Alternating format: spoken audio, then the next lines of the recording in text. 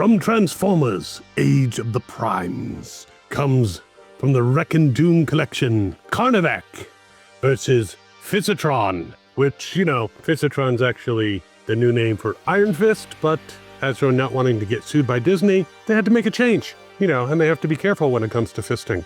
Shut up, Logan. Anyways, this is a very cool set. Just got it a little while ago, and I am going to open it up with you guys, go through both figures bit by bit, and we'll see if we can have some fun along the way. Now, if you're new to the channel, I'm Captain Kyle. Welcome aboard. If you've been watching for a while, welcome back. That is totally cool that you're sticking around and putting up with my bad jokes. All right, let's break these suckers out. Be right back. So yes, this is the Wreck and Doom collection. So I guess they're doing Wreckers versus Mayhem Attack Squad or whomever. I don't know. They're calling it something or other, but it's really cool. And I'm gonna slice this box open so we can break these guys out. Though, I do wanna just show the back real quick because very nice pictures of both figures. Plus, Carnivac is a Titan Master, Headmaster, whatever they want to call him. He's got Decepticon Survivor as his head. I'm pretty sure he's a repaint, retool of Weirdwolf, but c'est la vie. All these guys are pretty much retools, repaints of somebody. But we take it out, and there they are on their package, and they have Autobot paper, which only applies to one of them. And this is empty, but we have the instructions, we have the shitty piece of paper, and let's get these guys off this card, for which I'm breaking out. This seems to also be a little plastic covering on these guys, which is a nice additional protection. I don't know why they felt the need. And I can tell you Carnivac has some gold plastic. However, they pretty much solved the gold plastic syndrome, so I'm not too worried. I'm just a little worried. And the plastic seems to be held together with some kind of rubber band or something, so let's get rid of that. And let's get Fisitron out of his bonds. Now, I actually did have the original Ironfist, which was a European exclusive Lightformer, and it unfortunately went during the purge, which makes me very sad. For those who are new and don't know what the purge is, about maybe 12, 13 years ago, maybe 14, somewhere around there, I sold a large portion of my collection, mainly G1s, G2s, and some Beast Wars, and even some older ones. And included among them were some European exclusives and Japanese exclusives that I had painstakingly gotten. So it's unfortunate that I have lost some very hard to find Transformers. And okay, if you noticed a difference right now in the close-up cam, it's because I just had to adjust the settings. I just got back from a con, and I had to adjust the settings as I was recording panels there. So now it looks like it's all good. So if it looked a little weird at first, I apologize. Box pretty much looks the same. And now you can see more clearly all this plastic shit that's on my table. We're getting rid of that. And we're opening up this Autobot paper to see what's inside. And we have this piece, which I imagine goes to Fisitron. We have this piece. We have this weapon, again, Fisitron. And then we have this gun and this tail blade weapon, which I believe go to Carnivac. So we are going to start with Fisitron, and we'll come back to Carnivac, who seems to lack a little bit of a Pretender shell. Just saying, Hasbro. Now, Fisitron here, and I'm going to zoom in a little bit on him, is a remold, repaint of the Hound mold, which was also repainted and remolded into a number of other things, including other versions of Hound. Started out in Siege, and I mean, it's a good mold. And if they're gonna pick a mold, I mean, from what I recall, and you can take a look at a picture of the original Iron Fist here, you can see it kind of works out. Now, before we get too much into the figure, though I do want to give him a spin on the turntable of doom, and apparently he's into fisting. Yeah, shut up, Logan. But he does have these three accessories, which plug together. And interestingly, I would think because there's kind of a hole there that you would use the post, but you actually just slide this to the side to assemble it, and then you put this post up top. So this is reminiscent of his rather massive cannon that he had in the G1 days. But you can put these together and then use the post on the back to plug it into his back.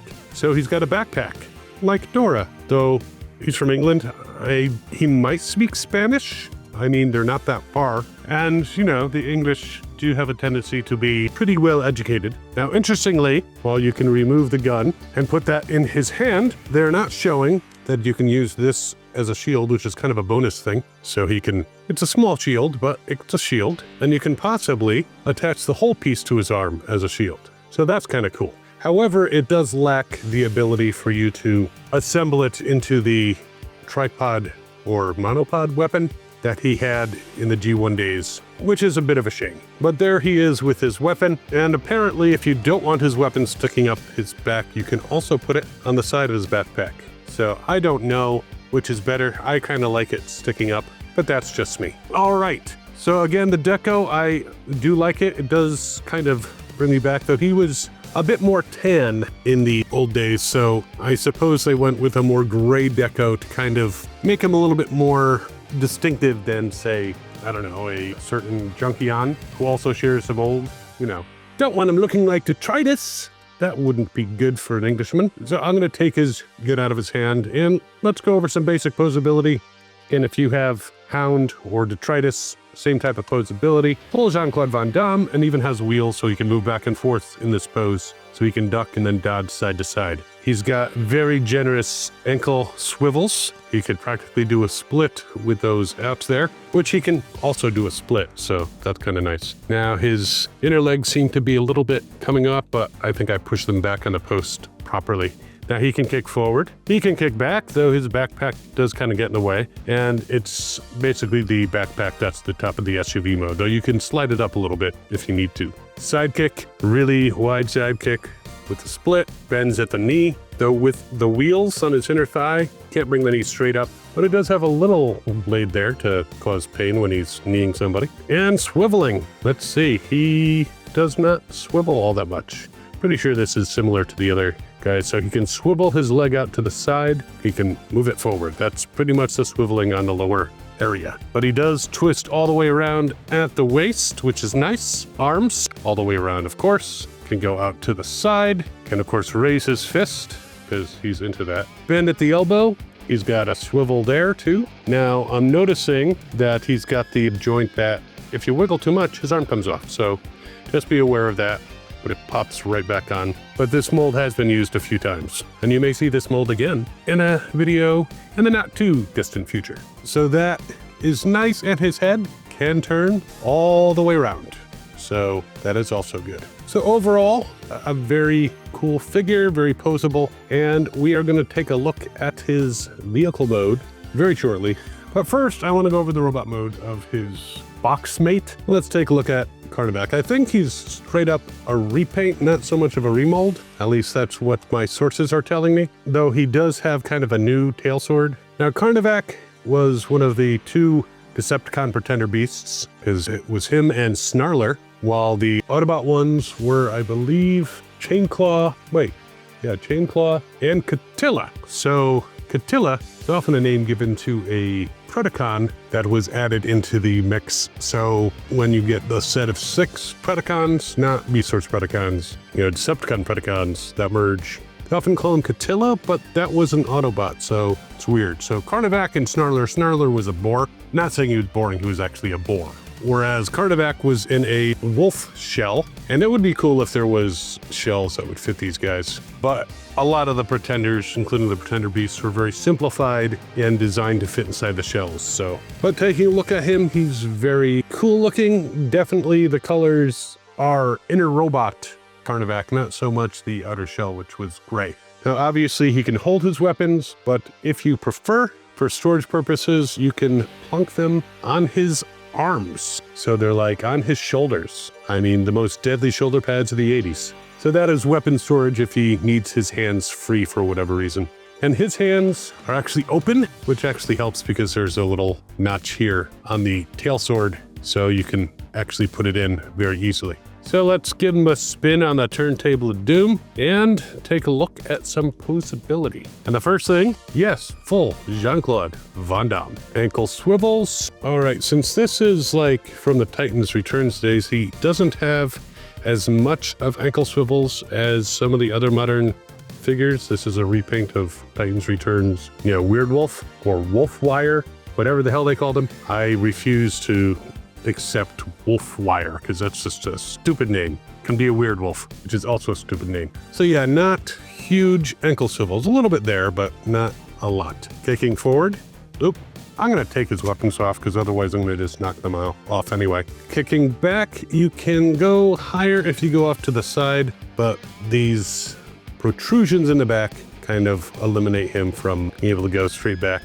Though he can do the whole, I'm kissing and, enjoying it quite a bit type foot move. Sidekick, very nice. In fact, he can do full split so he can really get it up there. He's got the knee, which he's got a little spike thing here, but then he's got this round thing that kind of keeps that from being as effective as it could be. Now, swiveling, he actually has swivels all the way around, so that is nice. Twisting at the waist, so his head came off. We're going to take a look at his head soon enough. I'm going to put that back on for now. So he does twist at the waist, but his legs run into this plate on his back, and it doesn't really move. So that is definitely interfering with a full twist at the waist, but he can do somewhat. Now the arms, and I do want to point out he's got the nice, guns on his shoulders too, which is a little extra badassery. But his arms can go all the way around, can go out to the side somewhat. He's kind of boxing his own ears though. Bends at the elbow. He's got a swivel. The elbow bend almost seems not quite 90 degrees, but it can bend in the other direction, which is kind of weird. His head seems to want to pop off. Maybe Survivor is like, I want to survive. Get me off this guy. Gets into too many fights. So yeah, the arms are a little less posable than, say, Fisitron. But let's give him a spin on the turntable of doom. Overall, looks good. And we can put his weapons in his hand. Maybe he's gonna blast with his little rifle and then move in and get them with this. All right, before we put him aside and move back to Fisitron, here is Survivor. And you can almost hear him going, "Do-do-do-do-do-do-do. It's the eye of the tiger." Let's zoom in a little bit. We're gonna move Carney out of the way. And there he is, a little guy. His head is off to the side, so what's interesting with these guys is his head can turn all the way around. Now the legs are one piece, so not one piece, the anime, just one piece. Though he can sit down, bend at the knee, there's still one piece. The arms can go forward, doesn't seem to want to go, there you go, goes forward. Doesn't seem to want to go higher than that because of the face here. And that is pretty much the posability. Very simple transformation. Arms down. Can push them in a little bit because they can move out to the side slightly. Fold them up and pop in the head, which can also spin all the way around. So there you go. Carnivac, the guy who falls over and is also a headmaster, Titan Master. I guess they were getting tired of saying, "Shut up, Logan," as well when they were talking about headmasters.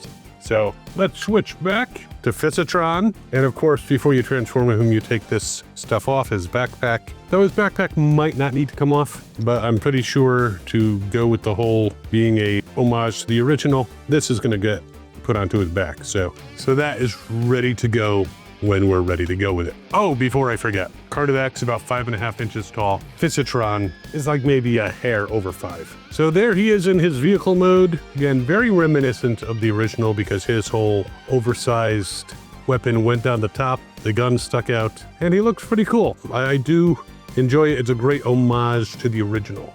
Now lengthwise, he's about 4 1/8 inches long. And he is a little bit different than the detritus and the hound because he's got this additional piece here. I don't believe those were in the original hounds, but it's a nice additional add-on. And of course, you can remove the weapon if you want, but whereas I usually don't think it's much of robots in disguise when there's weapon is super obvious.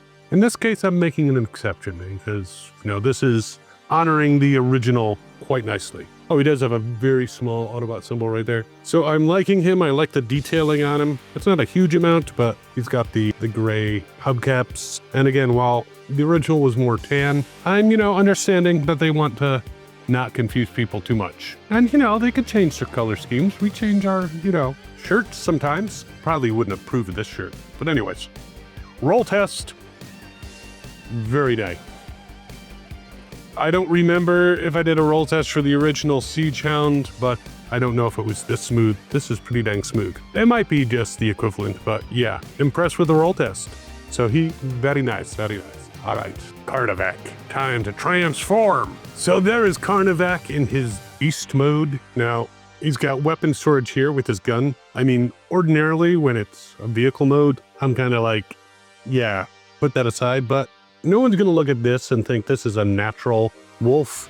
So I don't think it really matters if he's got the gun there. But because he's a beast and not a vehicle, we can actually do some posability. So the head can like turn from side to side. His mouth can open and he's got some nice silver fangs in there. You know, maybe dentures. Head can also turn from side to side, pretty much all the way around if you wanted to, but that looks gotta be unnatural for any type of dog or wolf. Just like the arms, the front legs can go all the way out. They can move to the side. He's got paw articulation, so you can turn it to the side, you can move it up a little bit. You know, there's no razor sharp things on there. The one thing I did notice, and I don't remember if that happened with the original Weird Wolf, Wolfwire, whatever the fuck, is when I opened up one of these to flip the fists away, it popped off, popped back in real easy, but it could have just been my over eagerness, but it could also be because the mold's been used a couple times and it's wearing thin. It's got his weapons up here. It's got his tail right here, which can kind of turn from side to side, which is nice. The back legs can move forward and back, though if you bend, it kind of gets out of joint, so they're not super posable, but you do have this joint here on the back leg, and of course you can turn the back feet as well. No real movement on the inside, but he is a great homage to the original Carnivac. And from nose to tail, he's about maybe a little between 6.5 and 6.75 inches. I don't have a micrometer or anything like that up here. But yeah, cool wolf. They could charge each other, firing their weapons. It can work out. There's no roll test. So there you have it, Carnivac and Fisitron, aka the original Iron Fist, but not the Marvel Iron Fist, you know. Hopefully if he is portrayed in any type of animation or movie, they will get a better actor than they did for the Iron Fist on Netflix. Sorry, dude, but you blew it. Trying to rewatch The Defenders right now, his scenes are hard to watch. But very cool set, and I will put a link in the description. They're possibly still available on Amazon. This is an Amazon exclusive. Oh, and before you go, just want to let you know, if you're not aware, we do have memberships now on Toy Spotlite. You can see some really cool members-only live streams where I reveal stuff that I've bought at toy shows and other things that I've might not show on the channel for quite some time. I've got weird fan theories and talking about Transformers conventions, all kinds of stuff.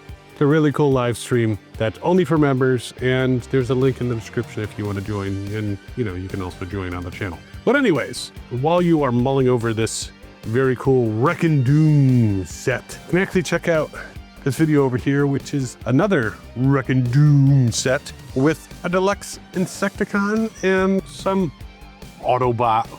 And if you were enjoying this content, by all means, feel free to subscribe. That'd be totally awesome. And we'll see you next time. As always, have fun and good hunting.